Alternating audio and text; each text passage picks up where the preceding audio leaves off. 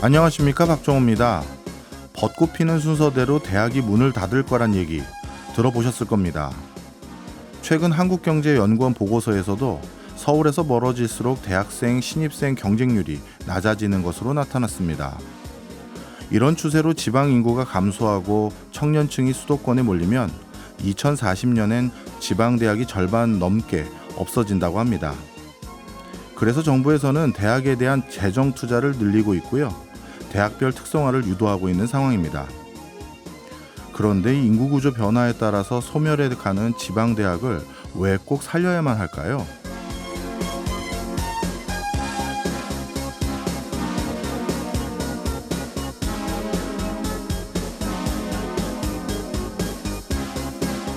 지방 소멸 분야에서 세계적인 석학인 마스다 히로야 교수는 지방대학 출신이 해당 지역에서 경제활동을 할 수 있느냐 없느냐가 지방 소멸을 막는 가장 중요한 포인트라고 짚었습니다. 젊은 사람들이 지방을 떠나지 않고 정착하려면 지방대 출신 인재가 해당 지역에서 취업할 수 있도록 지역산업을 육성해야 합니다. 지역 소재 기업들 역시 후계자가 없어 폐업하는 경우가 늘고 있습니다. 지역 특화 산업에 필요한 기술 역시 지역 소재 대학이 산학연을 통해 지원하는 게 일반적입니다. 대학 인근에는 대학 상권으로 먹고 사는 주민들도 많고요.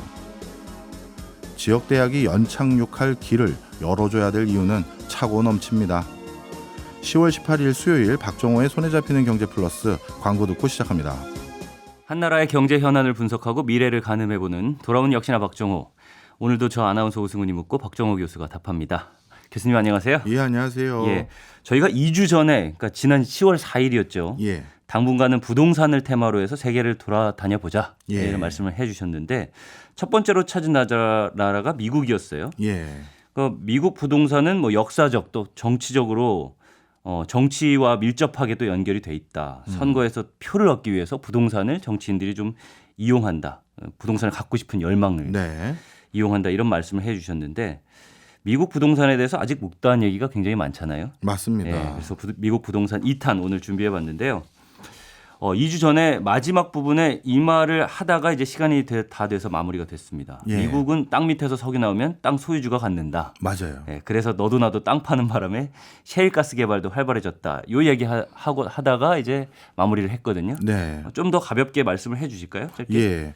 설명을 드리면 이제 막 신생 국가로 이제 태동하기 시작했던 미국이 네. 뭔가 국가를 이제 발전시켜야 될 어떤 뭐랄까요? 원천이 필요한데 본인들이 그때 가지고 있는 거는 광활한 영토밖에 없었거든요. 네. 그래서 그 영토를 기반으로 해서 많은 미국에 이주했던 이주민들에게 기회를 제공해주고 그 사람들에게 그 영토를 100% 사유 재산으로 해줘서 마음대로 활용할 수 있도록 해주면 그 과정에서 그 땅이 가지고 있는 부가가치가 극단적으로 발달될 것이고 그게 다 합쳐지면 국부도 증가하지 않겠느냐 그런 정책 기조를 선택했고요. 네. 그러다 보니까 전 세계 대부분의 나라들은 땅 속에 있는 거는 그 개인 거가 아니거든요.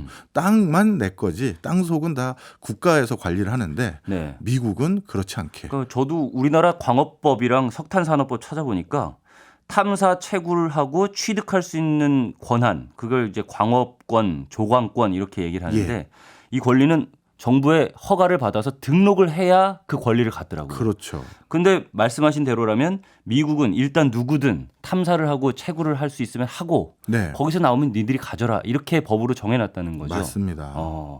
그러면 정말 활발하게 그 작업을 하겠네요. 그렇죠. 그래서 어떻게 보면 미국에 이주해 왔던 사람들조차도 예. 그 처음에 갔던 사람들의 그 기질이라고 해야 될까요? 그 성향이 철저히 어떤 시장 기업가 정신, 좋게 말하면 기업가 정신이고 네. 조금 뭐라 그럴까요? 시장 경제주의적인 그런 기질이 더 높은 사람들이 많이 가는 거예요. 네. 미국에서 프론티어라고 맞아요. 네. 이건 내 건데 내 걸 왜 내 마음대로 하는데 네가 뭔데 뭐라고 그래? 이런 기질이 많은 유권자들이 많이 가는 곳이 바로 미국인 거죠.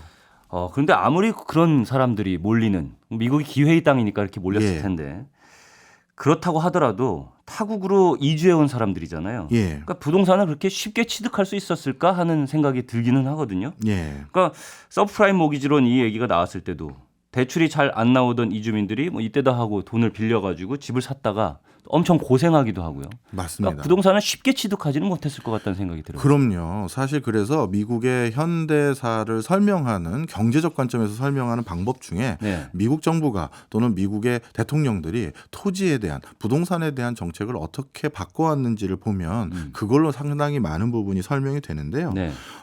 먼저 대공황 이전부터 조금 어떻게 흘러왔는지를 한번 설명을 드리면요. 1930년대 이전까지만 하더라도 미국의 자가 거주 비율은 40% 수준이었어요. 이거 참 놀랍죠. 그렇게 넓은 땅을 가진 나라에서 내 집 있는 사람이 반도 안 됐다. 그러면 나머지 60%는 예. 정부 건가요? 정부가 아니라 어디 얹혀 살거나 월세 내서 살면서 집주인이 사람 따로 중에, 있는 거죠. 사람 중에. 예. 그래서 그러니까 내 집에 거주하는 게 아니라 월세 내면서 남의 집에서 살고 있는 사람이 한 60% 정도 되는 예. 상황이었던 거죠. 그리고 농사 짓는 사람들도 내 땅에서 농사 짓는 게 아니라 땅을 빌려서 그렇게 농사 짓는 사람이 많고요. 그런데 당시에는 이게 돈이 좀 있어도 예. 주택을 사기가 좀 어려웠어요. 왜냐하면 그 당시 어떻게 보면 주택담보대출이라는 게 어떤 형태로 전개되냐면요. 통상적으로 집 사는 주택담보대출이 당시에는 예. 3년에서 5년 정도의 단기 대출이 대부분이었고요. 만기에 원금을 한꺼번에 갚아야 돼요. 그럼 부담이 굉장히 컸겠네요. 그렇죠. 이런 상황에서는 진짜 돈을 조금 어느 정도 매달 좀 모으는 사람일지라도 집 구하기가 어려운 거예요. 그렇죠. 금융적인 어떤 기법이 뒷받침되지 못했던 거죠. 그런데 대공황이 딱 터지고 났더니 이제 어떻게 됐느냐. 예. 원금은커녕 이자조차 갚지 못하는 사람들이 점점 늘어나기 시작했고요. 그러다 보니까 정부 입장에서는 이거 그 주택담보대출 3년에서 5년 만에 갚아야 되는 이런 과정에 있는 사람들이 개인 파산으로 이어지는 사람이 너무 많으니 예. 빚을 다 못 갚으니까. 안 되겠다. 예. 그때 대통령들, 그때 위정자들이 그래서 파격적인 수준으로 당시에 이게 파격적인 기간인데요. 주택담보대출 상환 기간을 15년까지 늘려주는 법안을 통과시켰고 그것이 이제 당시 굉장히 혁신적인 법안으로 받아들여지게 됩니다. 지금은 상환 기간이 긴 게 어쩌면 좀 당연하게 여겨지는 그렇죠. 거가 있지만 예전에는 그랬다는 거예요. 대공황 1930년대 이쯤에는 3에서 5년 단기 대출이었는데 15년까지 늘리는 게 굉장히 파격적이에요. 맞아요. 근데 이것도 어쨌든 정치를 위해서 그런 맞아요. 목적에서 맞습니다. 도입을 한 제도인 거죠. 예. 그리고 나서 1, 2차 세계대전 끝나고 군복무하고 이제 돌아왔던 많은 청년들이 네. 이제 장가가고 하니까 또 집장만 필요하잖아요. 그러다 보니까 이 수많은 청년들에게 또 내 집 하나 국가에서 또 국가를 위해서 헌신하고 봉직하고 왔는데 네. 뭔가 지원해 줘야겠다는 생각이 더 강화되기 시작했고요. 그래서 연방주택사무국을 통해서 주택 구입에 필요한 자금의 80%까지를 정부가 지원해 주는 제도가 2차 세계대전 이후 본격화되기 시작했고요. 예. 대출 기한 또한 최장 20년까지 늘려주는 게 바로 그 당시에 또 시작된 건데요. 이것도 원래는 미국은 웬만하면 이런 땅에 대한 사인 간의 거래에 정부가 나서는 법이 없는데 예, 그렇죠. 군인으로서 복무하고 왔고 어떤 사람은 일부 신체가 상해를 입고 왔으니 국가가 그 사람의 노후와 안락한 가정을 책임져 줘야 되잖아요. 이런 욕구가 늘기 시작하면서 대출 자금도 지원해주고 대출 상환 기간도 늘려준 거고요. 이 때문에 1960년대 들어서는 자기 집을 소유하고 있는 비율이 60%까지 상승하게 됩니다. 예. 그러니 50% 상승했네요. 예. 미국도 지금 자가 거주 비율이 늘어나게 된 맥락에서 가장 결정적인 영향을 미친 건 누구다? 바로 정부인 거죠. 알겠습니다.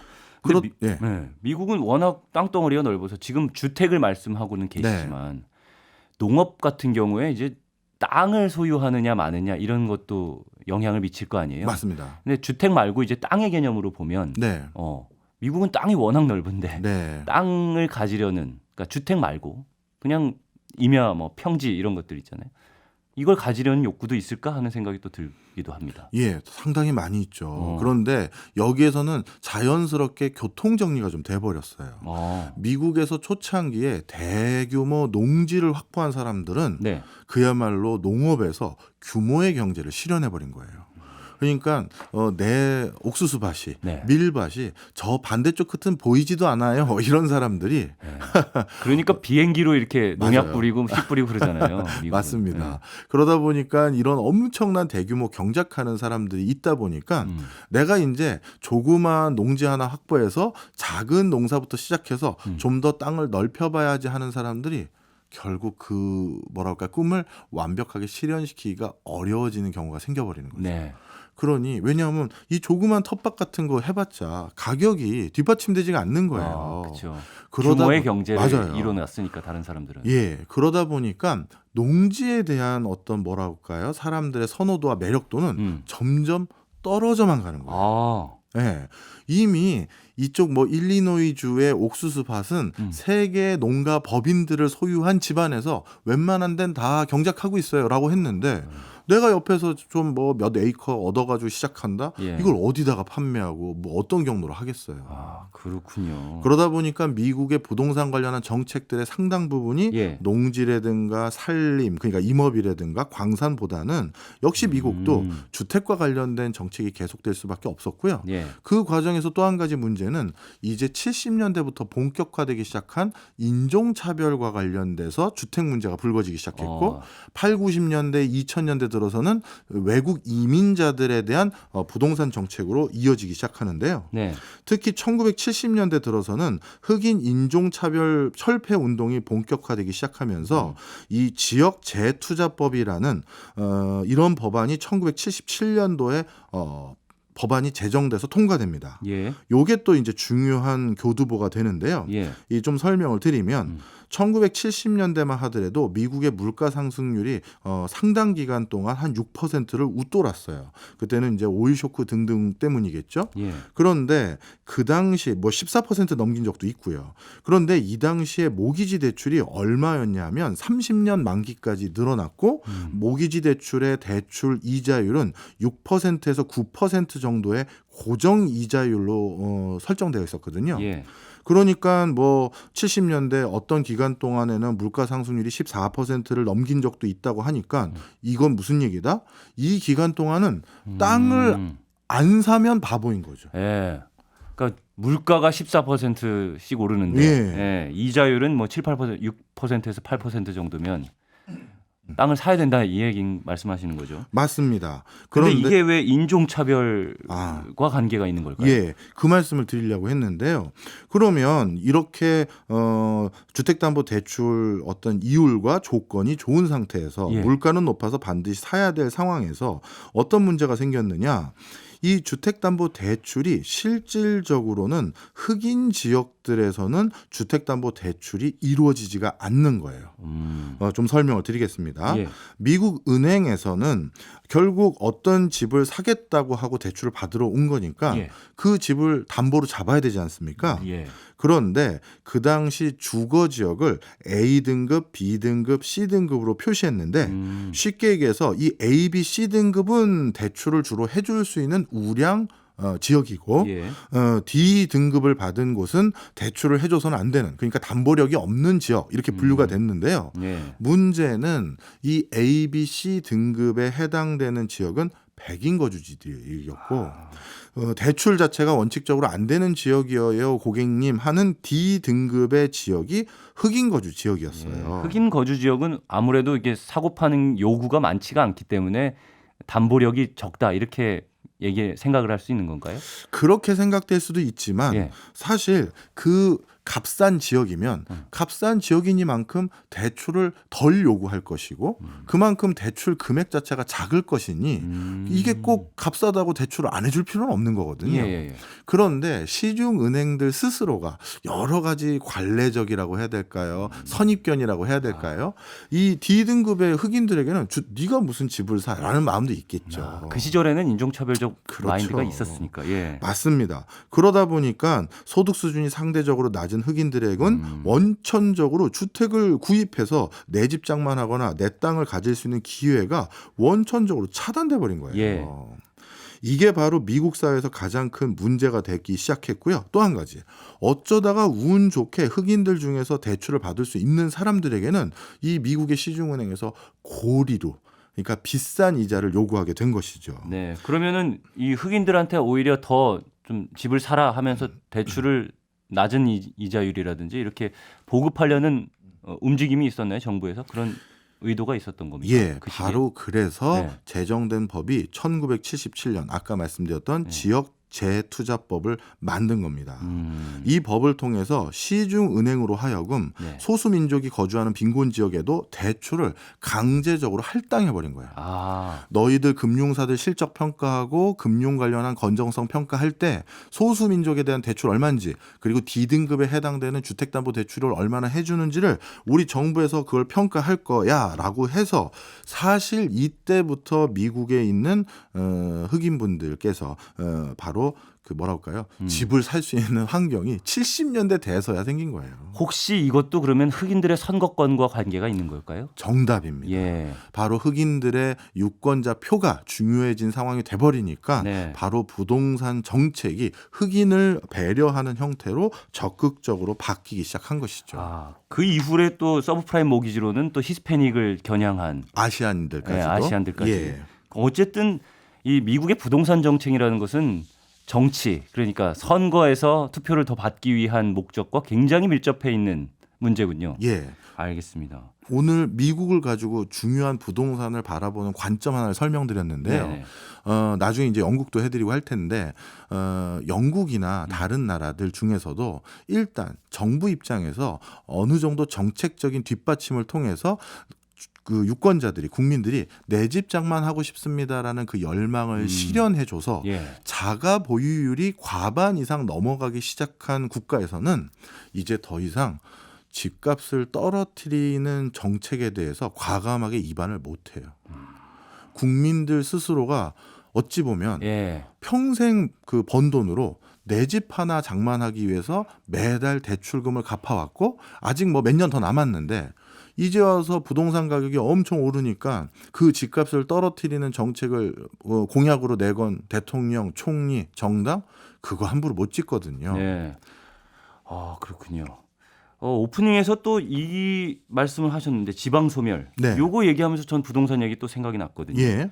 지방은 소멸되는데 수도권 도시화 예. 되면서 인프라는 갖춰지고 그러면서 수도권은 부동산 가격이 오르고 그런데 지방은 소멸이 되니까 지방은 가격이 낮아짐에도 불구하고 도시는 오른단 말이죠. 가격이. 예.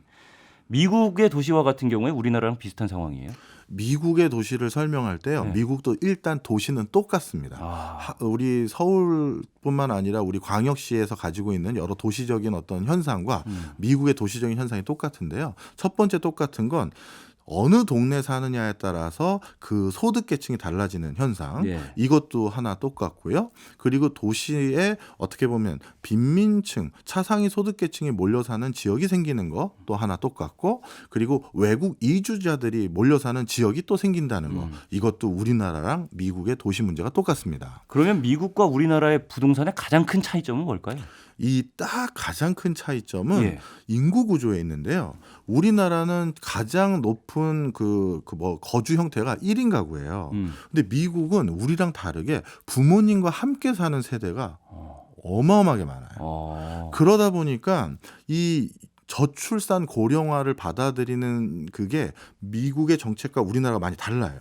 부모하고 같이 살다 보니까 어떻게 보면 새 주택에 대한 니즈가 상대적으로 젊은 세대들이 덜하기도 하고 보육시설에 대한 니즈도 상대적으로 덜한 이유가 그런 인구 구조의 차이도 있는 것이죠. 알겠습니다. 2주간에 걸쳐서 미국 부동산에 대해서 알아봤는데요. 마지막으로 미국 부동산이 우리한테 주는 시사점 한 줄로 딱 정리를 해 주실 수 있을까요? 네. 부동산의 가장 큰 변수는 정부의 부동산 정책이다. 그리고 그 정부의 위정자들은 가장 중요시 여기는 게 내가 재선에 당선될 수 있을까? 이걸 고민을 하면서 부동산 정책을 만든다. 이렇게 보시면 되겠습니다. 알겠습니다. 정리 감사합니다.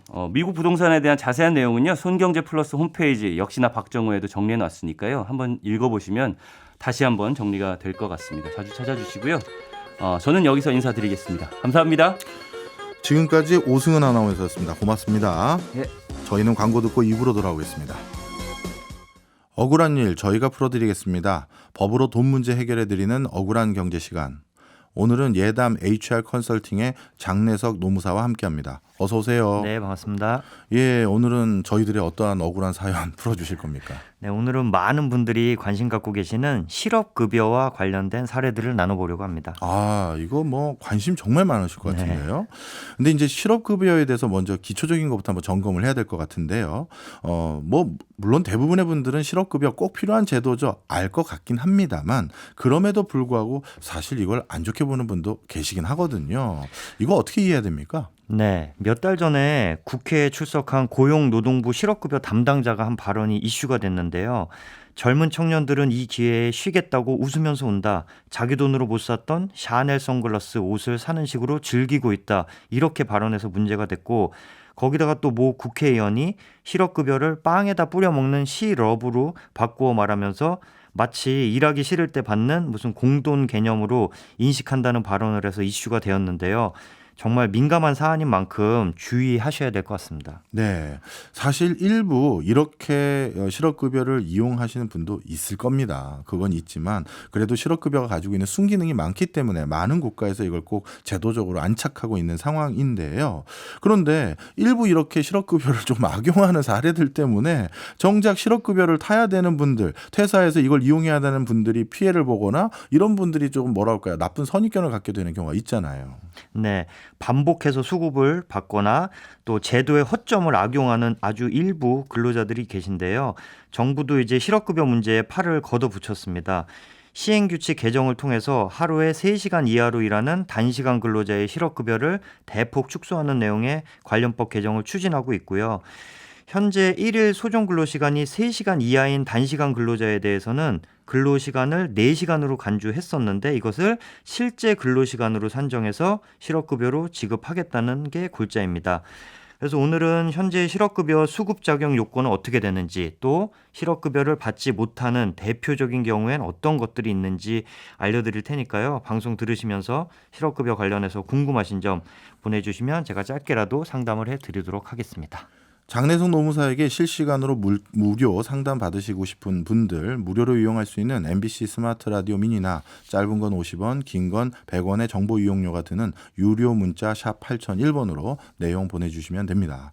먼저 실업급여가 어떻게 구성되어 있는지부터 한번 말씀 나누면 좋을 것 같은데요. 제가 살펴봤더니 구직급여하고 구직촉진수당 이 두 개로 나누더라고요. 그 의미가 뭡니까? 네, 맞는데요. 그중에서 이제 우리가 통상 직장을 잃었을 때 받는 급여를 구직급여라고 합니다. 실업에 대한 뭐 위로금이나 고용보험료를 납부했으니까 그 대가로 지급되는 게 아니고요. 예. 퇴직자가 옷 사고 명품 사는데 쓰는 돈이 아니라는 말씀인데요. 비자발적으로 퇴직한 근로자가 재취업을 하려고 계속 열심히 구직 활동을 하는데도 아직 취업이 안 돼 있으니까 그 기간 동안의 생활을 지원하자 이런 취지입니다. 예. 그리고 구직 촉진 수당은 국민 취업 제도의 일환으로 저소득층이나 청년들에게 취업 지원을 해주는 그런 제도입니다. 그러면 구직 촉진 수당은 어떤 회사를 다니다가 실직한 사람들이 대상이 아닌 거죠? 네네. 예.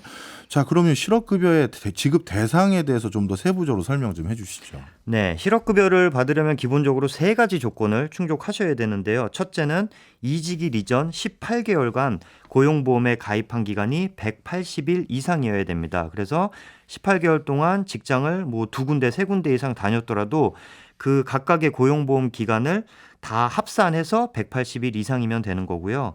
그다음 이직 사유가 비자발적이어야 됩니다.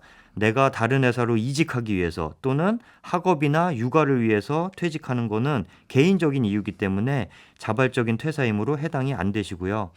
마지막으로 재취업을 위한 노력을 적극적으로 하셔야 됩니다. 회사에서 내가 해고를 당해서 실업자가 되었더라도 재취업을 위한 노력을 하지 않으면 실업급여를 받을 수 없는데요. 예를 들어서 우리 부모님이 건물주여가지고 편하게 살겠다 하든지 우리 아내가 돈을 너무 잘 벌어서 나는 할래요. 이런 경우에는 이제 실업급여 대상이 안 되십니다. 그렇겠네요. 자, 그러면 3가지 말씀 주셨는데 하나하나 좀 자세히 살펴보죠. 먼저 퇴직일 기준으로 이전 18개월 동안 180일 이상 고용보험 가입이 되어 있어야 한다고 말씀 주셨잖아요. 그러면 180일이니까 6개월 정도 정도, 그러니까 6개월 이상 회사만 다니면 그럼 실업급여를 받을 수 있다는데 이게 딱 이제 요즘 논쟁거리잖아요. 18개월 동안 6개월 이상만 회사를 다니면 실업급여를 받는다. 그러면 요것만 딱 채우고 그만두고 실업급여 받는 사례가 이것 때문에 생기는 거 아니냐 이런 지적이거든요. 네, 맞습니다. 그런 오해를 제일 많이 하시는데요. 그래서 제가 아는 어떤 사례에서도 딱 6개월 다니고 그만두셨다가 낭패를 보시는 경우가 종종 있었습니다. 고용보험은 유급인 날만 가입이 되는 거기 때문에 내가 만약에 주 5일째 근로자다 그러면은 5일에다가 주 휴일을 포함해서 일주일에 6일이 고용보험에 가입되어 있는 겁니다. 일주일 다가 아니고요. 예. 그렇기 때문에 고용보험 가입 기간 180일을 채우려면 실제 근무는 약 210일을 해야 되고 그게 이제 월로 따지면 7개월 정도가 되는 거죠. 그래서 그 정도는 다니셔야 실업급여 대상이 되는 겁니다. 물론 실제 다니는 기간이 6개월보다는 7개월로 늘긴 했지만 그럼에도 불구하고 계속 논쟁의 거리는 될 수 있을 부분이 될 것 같긴 합니다. 그다음에 자발적으로 퇴직하면 실업급여를 못 받는다 이렇게 말씀 주셨는데요. 그러면 사직서 내고 퇴사하면 무조건 자발적 사유에 해당되는 겁니까? 그렇진 않습니다. 기본적으로 사직서를 제출하면 자발적인 사직으로 인정이 되지만 예외적으로 정말 어쩔 수 없이 사직서를 내는 경우도 있거든요. 예. 대표적인 경우가 이제 권고사직이죠. 회사가 너무 경영상 어려워서 또는 사업 개편을 해서 뭐 구조조정 등을 할 때 일부 직원들에게 사직서를 내고 좀 나가주세요 이렇게 요청을 하죠. 여기에 근로자가 동의를 하면 그렇게 해서 사직서를 제출하고 그만두는 게 권고사직인데 이거는 비자발적 사직에 해당을 하고요. 또 비록 내가 사직서를 내고 퇴사를 했지만 정말 어쩔 수 없이 그 사직서를 내고 퇴사하는 경우가 있는데 예를 들어서 회사가 너무 어려워서 2달 동안 임금을 하나도 안 준 거예요. 그러면은 계속 다니기 어렵겠죠. 네. 그리고 서울에서 내가 근무를 했는데 갑자기 다음 주부터 부산으로 출근을 하라고 발령을 낸 거예요. 그렇게 출퇴근이 왕복 3시간 이상 걸리는 사업장으로 발령이 나면 다니기가 힘들겠죠. 예. 그래서 이런 경우도 퇴사를 했더라도 실업급여를 받으실 수가 있습니다.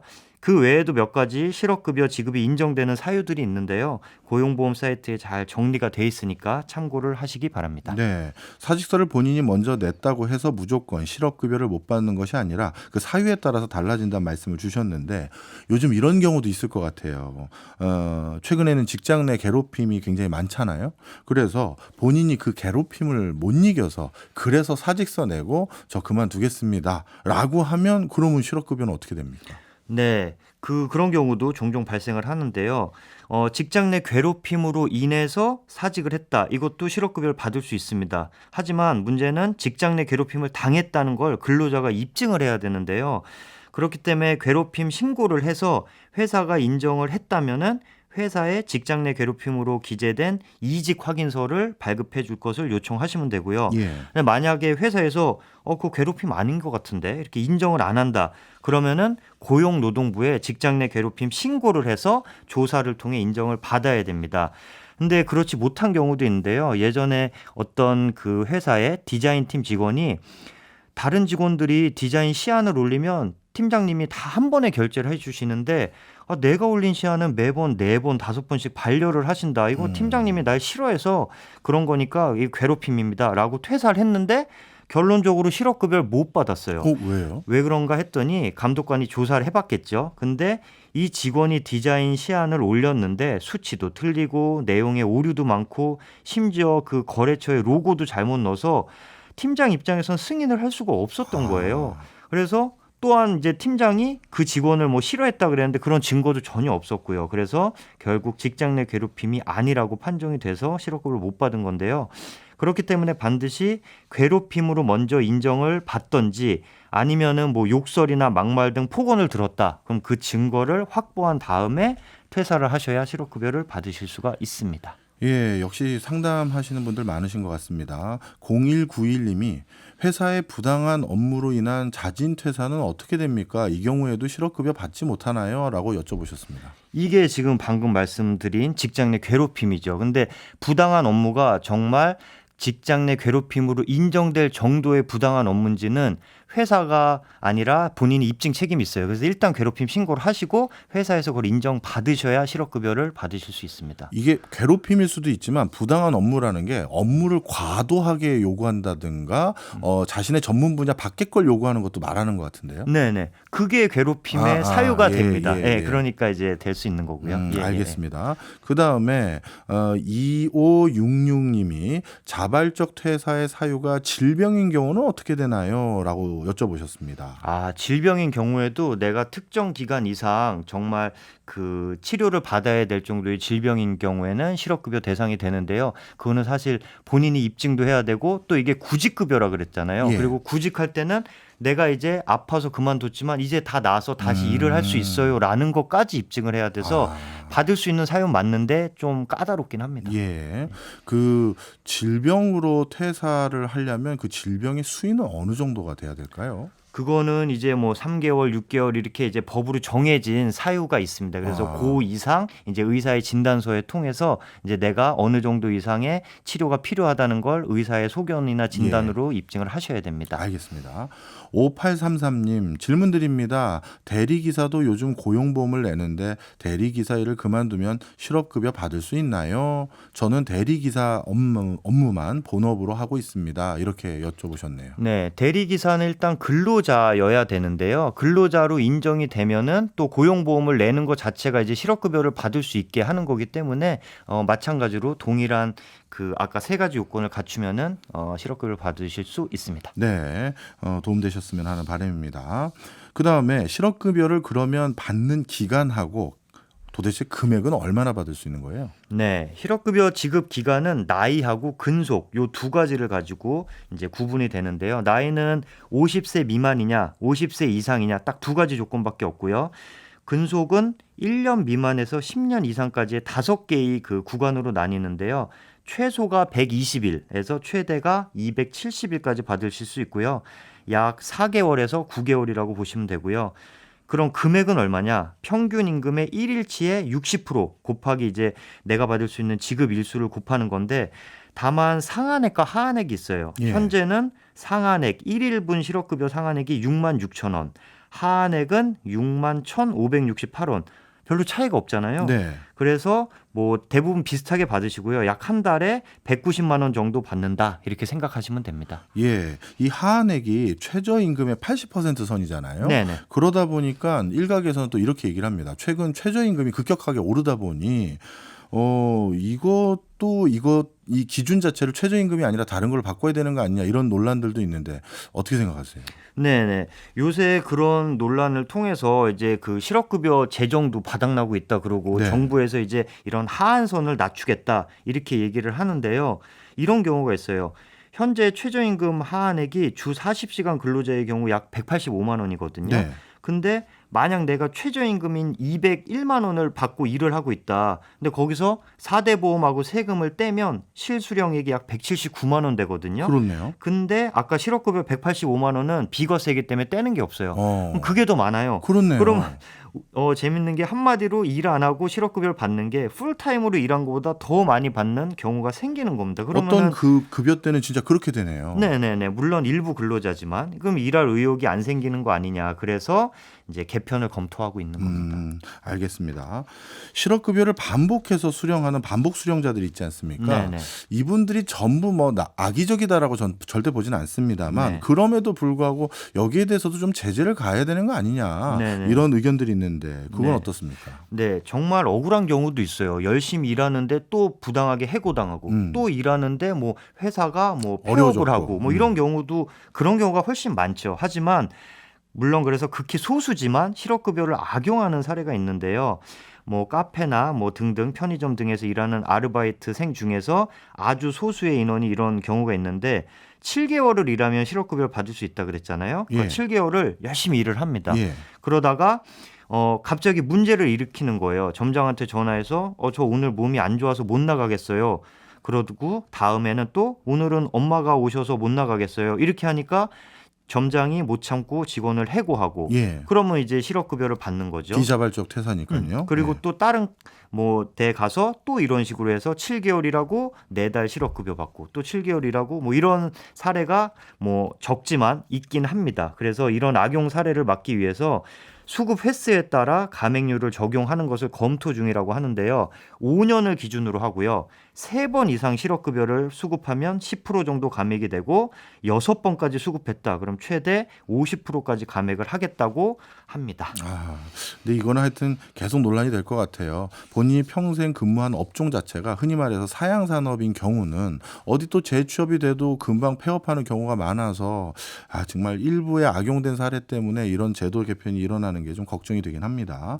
그다음에 실업급여 신청 기한이 퇴직 후 1년이라고 하셨던 것 같은데 그럼 늦게 신청하면 못 받는 겁니까? 네, 그렇습니다. 구직급여는 원칙적으로 퇴직한 다음 날부터 12개월이 경과하면 지급받을 급여 일수가 남아 있더라도 더 이상 지급이 안 됩니다. 딱 중단이 되는데요.